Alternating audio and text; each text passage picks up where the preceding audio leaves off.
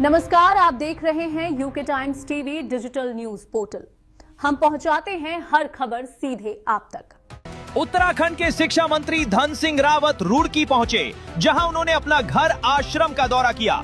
इस दौरान उन्होंने आश्रम में रह रहे लोगों से मुलाकात कर उनका हालचाल जाना और वहां चल रहे सेवा कार्यों की सराहना की।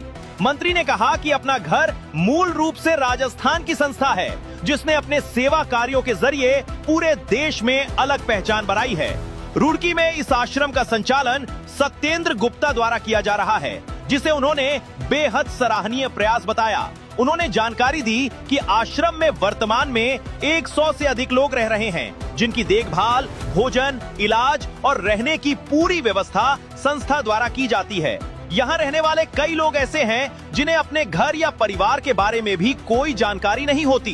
धन सिंह रावत ने कहा कि अक्सर ये लोग बेहद खराब और घायल अवस्था में मिलते हैं, लेकिन आश्रम उन्हें सहारा देकर न सिर्फ उनका इलाज करता है, बल्कि उन्हें नई जिंदगी भी देता है।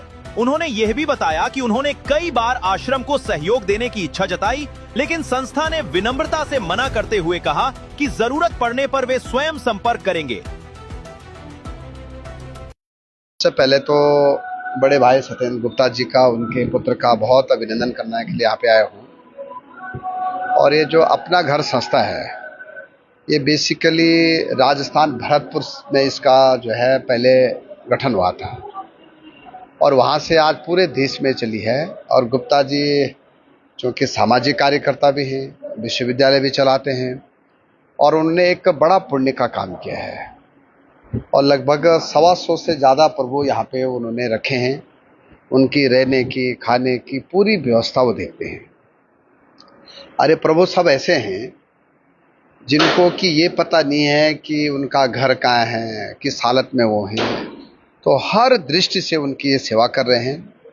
मैं सरकार की ओर से भी, व्यक्तिगत अपनी ओर से भी अपने बड़े भाई सत्येंद्र जी का बहुत आभार व्यक्त करना चाहता हूँ कि देखो, सामाजिक काम तो सभी करते हैं, लेकिन इतना पुण्य का काम जो है हमारे गुप्ता जी कर सकते हैं। इसलिए मैं जब भी मेरे पे समय मिलता है तो मैं 2-3 महीने में एक चक्कर यहाँ जरूर आता हूँ। और बड़ी बात यह है उनके लिए कि मैंने कई बार उनसे कहा कि हम भी कुछ सहयोग करना चाहते हैं। उन्होंने कहा मंत्री जी जो है भगवान की कृपा से सब हो रहा है और कभी ज़रूरत पड़ेगी तो फिर बोलेंगे। तो ये पूरा काम वो कर रहे हैं। और आप देख रहे होंगे कि यहाँ पे विभिन्न प्रदेशों के वो लोग हैं, प्रभु लोग हैं यहाँ पे, और एक एक प्रभु पे जो है उनकी दवाइयों से लेके, कई बार तो देखते होंगे आपके वो इतने घायल देते हैं फिर भी उनको यहाँ लाते हैं और पूरे बच्चों की तरह उनकी देखभाल कर रहे हैं। मैं उनको जो है इस नेक कार्य के लिए बहुत अभिनंदन करना चाहता हूँ।